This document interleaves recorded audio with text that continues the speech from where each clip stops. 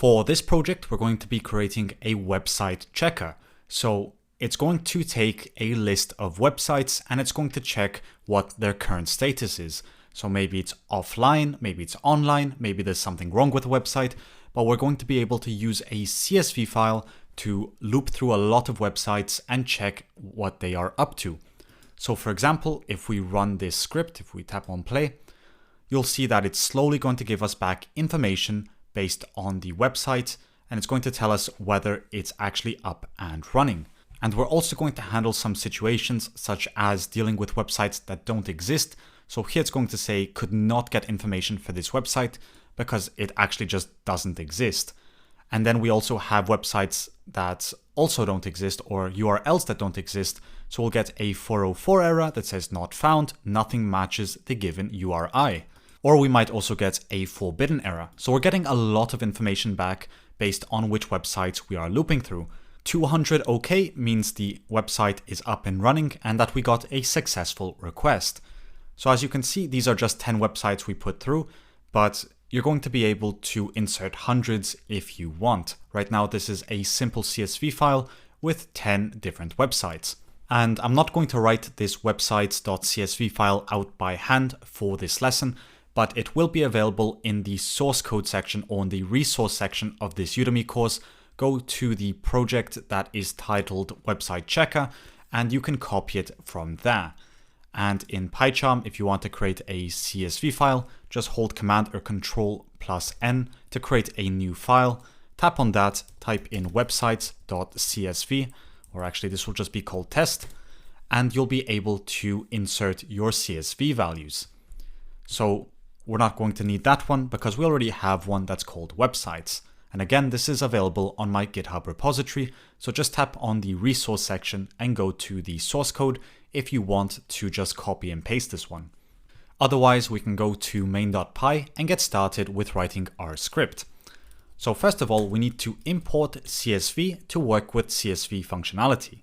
Then we need to import requests, which for me is already installed, but for you, you're going to have to open up the terminal and type in pip install requests, and then you'll be able to import requests. Then there's another package you need to import, and this one's called fake_user agent.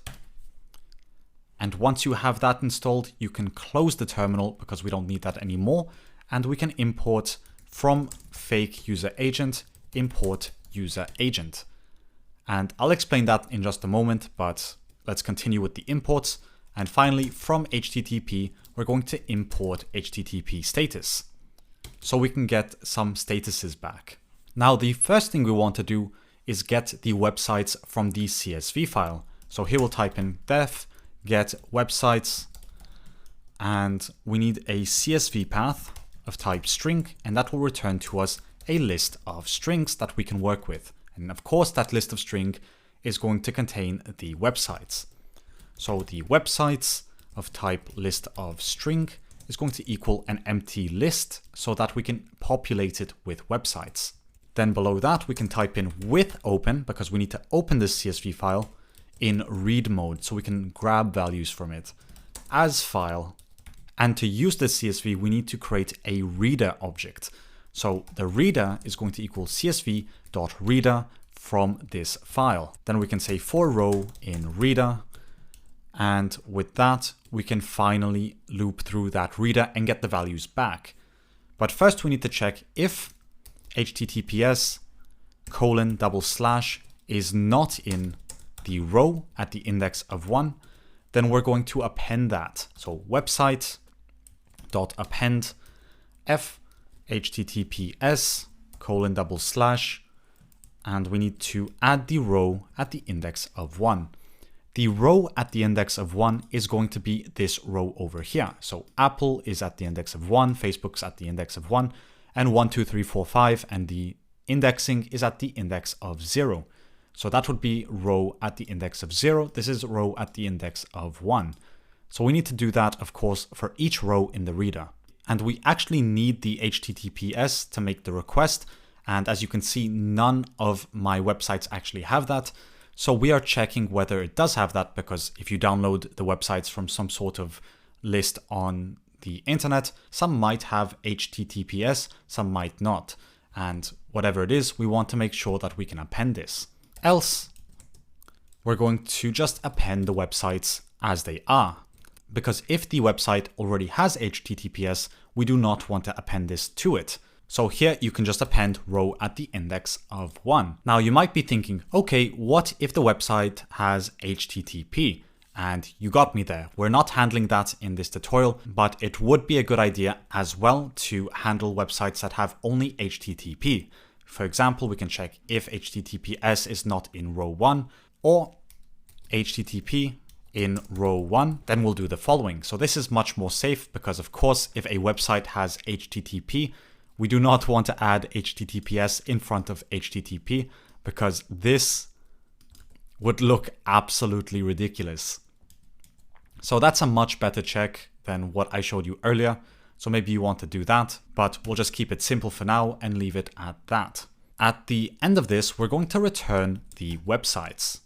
So that's our first function that just takes the websites from the CSV.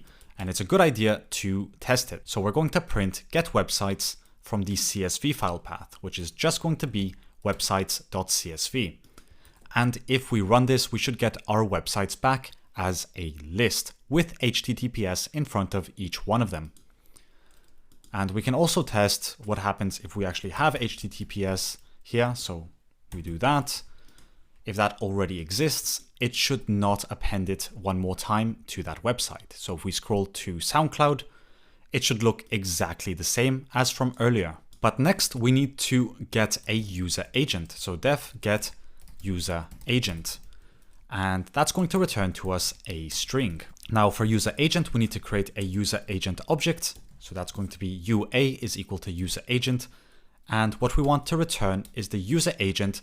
And here you get the option to choose between Chrome, Firefox, Internet Explorer, Edge, and so on. So what a user agent does is tell the browser essentially, or tells the website that we're visiting what browser we are on. So to demonstrate that, I'm just going to print the user agent now. So get user agent, if I can get to that. So get user agent. And if I print that, you'll see that the user agent for Firefox is going to be Mozilla 5.0, and it's going to have all of this information that the browser can read. So we're simulating essentially that we're on Firefox for the browser. And this can sometimes help you get around the restrictions of websites because a lot of websites have these safety mechanisms put into place to stop crawlers or scripts from getting free information from them. So sometimes you're going to have to use a user agent to get around that. We might change this to Chrome if we want. And we'll leave it at that. Next, we want to get the status description. So def get status description. And that's going to take a status code of type integer, and it's going to return to us a string, which is going to be the description. So for value in HTTPS status, if the value is equal to the status code, we're going to create a description from it. So here we can type in description of type string is equal to this formatted description, parentheses, value, and the value name. So value.name, and outside of the parentheses, value.description. And I'll show you exactly what all of this is in just a moment, but then we want to return that description. And if none of this works, we're going to add another return, which is going to simulate the else block. So return parentheses, question mark 3 times, and unknown status code. So here we're checking for the values in HTTP status, which I did not show you earlier, but this is an enum. So when you type in HTTP status, you're going to get forbidden, not extended, or bad request. You're going to get all of these HTTP statuses. So if you type in bad request, you're also going to get the option to get the value and the name. And I can actually just print this so you have a better idea. We'll just print bad request, name, and I'll duplicate that and say value. So if we print these two values, you'll see bad request and 400. So what we're doing here is inserting the status code we'll get from the website, and for each value in the HTTP status, we're checking that our status code is equal to one of them inside the HTTP status, because this gives us a lot of free information that we can use instead of writing this out by hand. Next, let's check the website. So check website, and it's going to be a website of type string, and it's going to take a user agent. So user agent. And here we are at the easy part. We just need to try to get that code. So the code of type integer is going to equal requests.get. And here we need to insert the website, and the headers are going to be the user agent with a user agent. And finally, we want to get the status code. So dot status code. So that's the code we're going to get. Then we want to print the website followed by the get status description for that code. Otherwise, we need to accept this exception that we might have a website that's not compatible or that we can't reach. And here we'll just type in print could not get information for website. And we'll insert the website so the user knows what they are dealing with. So those are the 4 functions we need for this script. Now we can create a main function just to keep things nice and clean. And here we'll type in sites of type list of string. It's going to equal get websites from the website CSV. The user agent is going to equal, or it's of type string first, and it's going to equal get user agent. And now we just need to loop through those websites. So for sites in sites, and this actually should be sites up here. So for sites in sites, we're going to check that website. So check the website with the site and the user agent. Now all we need to do is check if name is equal to main and run main. And if everything went smoothly, we should have this website checker. So request OK, OK, OK. Everything seems okay besides whatsapp.com hello because that was not found. And Udemy is not letting us access it because it has a safety mechanism put into place. But sometimes that can be fixed by changing the user agent. So we can add something such as Internet Explorer instead.